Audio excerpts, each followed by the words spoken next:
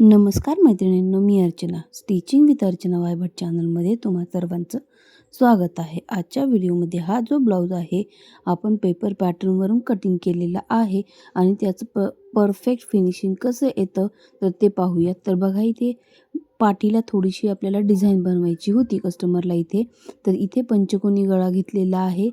पाठीचा भाग पूर्णपणे आपण पेपर पॅटर्नवरून कटिंग केलेला आहे। फ्रंटही आपण इथे पेपर पॅटर्नवरूनच कटिंग केलेला आहे। तर बघा, कुठला पॅटर्न कसा मांडून मी स्टिच करते तुम्हीही याच पद्धतीने स्टिच करायचं आहे। जर तुम्ही माझ्याकडे पॅटर्न घेतलेले असतील आणि तुम्हाला माझ्यासारखीच फिनिशिंग हवी असेल तर तुम्हीही याच पद्धतीने स्टिचिंग करू शकता। तर बघा, मी फक्त काठ वापरलेले आहेत, बाकीचा भाग तसाच राहिलेला आहे। तर जो बाकीचा भाग होता तो बघा या पद्धतीने आतल्या साईडला मी एक्स्ट्राचं फॅब्रिक फोल्ड करून घेतलेलं आहे आणि टिप टाकलेली आहे, म्हणजे जे की शिवल्यानंतर आतून पाठीची पट्टी वेगळी जोडली असं भासतं, पण न जोडता प्रॉपर फिनिशिंगमध्ये इथे ब्लाऊज शिवला जातो आहे। बघा, त्यासाठी फक्त पेपर पॅटर्न कटिंग घेऊनच उपयोग नाही, तर काही शिलाईच्या टिप्सही आलेल्या पाहिजेत किंवा त्या येणं महत्त्वाचं आहे। त्यासाठी शिलाई टिप्सही पाहून घ्या। तर बघा, या ठिकाणी आपण काय केलेलं आहे, हा कपडा जो आहे सुलट्या कापडावरती उलटं अस्तर ठेवलेलं आहे, म्हणजे या पद्धतीने। आता फक्त आपण इथे गळ्याची टिप टाकून घेणार आहोत। बघा, फक्त गळ्याचा जो आकार आहे पंचकोनी आकार तो ॲज इट इज इथे टाकून घेणार आहोत।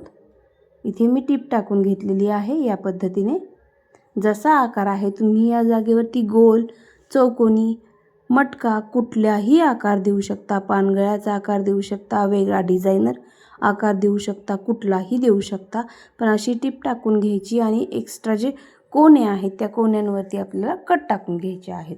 प्रत्येक कॉर्नरवरती आपल्याला इथे कट टाकला म्हणजे आपला जो प्रॉपर आकार आहे तो एकदम परफेक्ट येतो। तर बघा, इथे मी कट टाकून हा कपडा काढून घेतलेला आहे आणि त्यानंतर इथे दाबटीप टाकून घेत आहे। तर बघा, इथे पूर्णपणे तीनही कोने व्यवस्थित आणण्याचा प्रयत्न करायचा।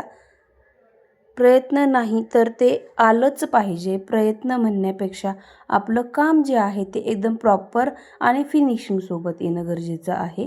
तर बघा मैत्रिणींनी, या पद्धतीने तुमच्यासमोर मी शिवलेला आहे। कुठेही व्हिडिओ जास्त एडिट न करता थोडा स्पीड वाढवून जशाच तसा तुम्हाला दाखवण्याचा प्रयत्न करत आहे। स्पीड वाढवल्यामुळे व्हिडिओ फास्ट होतो, कमी वेळेमध्ये दिसतो, पण कुठेही मी व्हिडिओ कट किंवा एडिट केलेला नाही आहे, कारण तुम्हाला ज्या प्रत्येक गोष्टी आहेत त्या समजाव्यात, कुठे काय केलेलं आहे, कोणत्या वेळेस कोणता गोष्टीचा वापर केलेला आहे ती कळावं।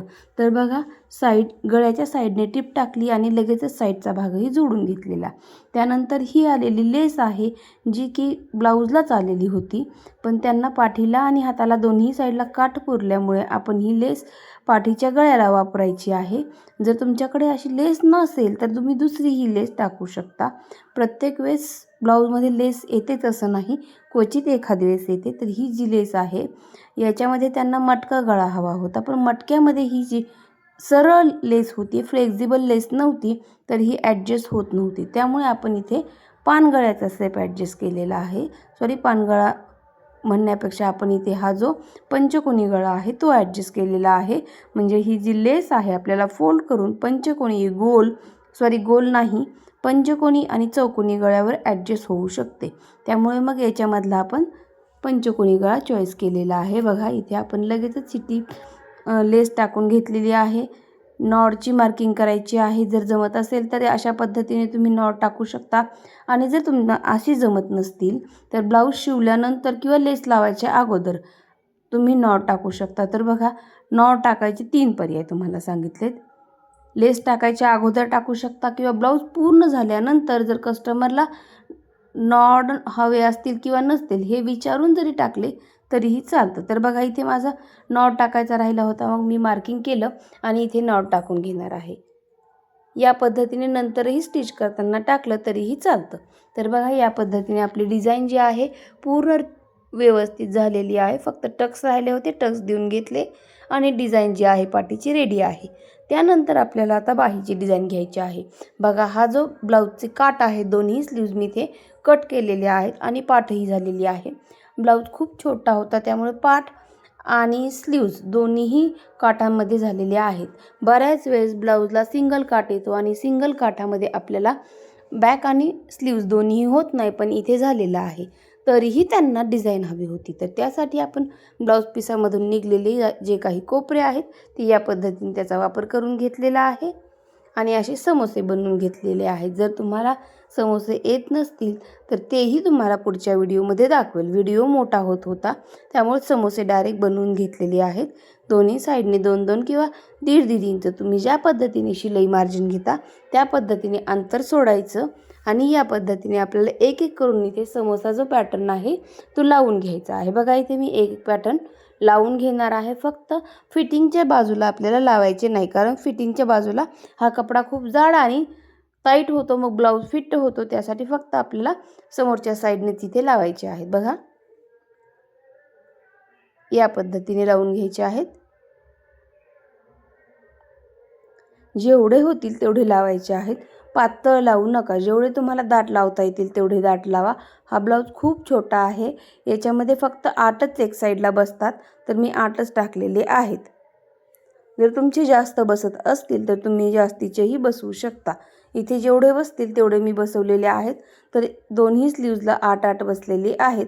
तर बघा असं जोडल्यानंतर एक्स्ट्राचं जे फॅब्रिक आहे ते आपण कट करून घेऊयात. बघा इथे एक्स्ट्रा फॅब्रिक निघालेलं आहे, ते या ठिकाणी मी कट करून घेत आहे.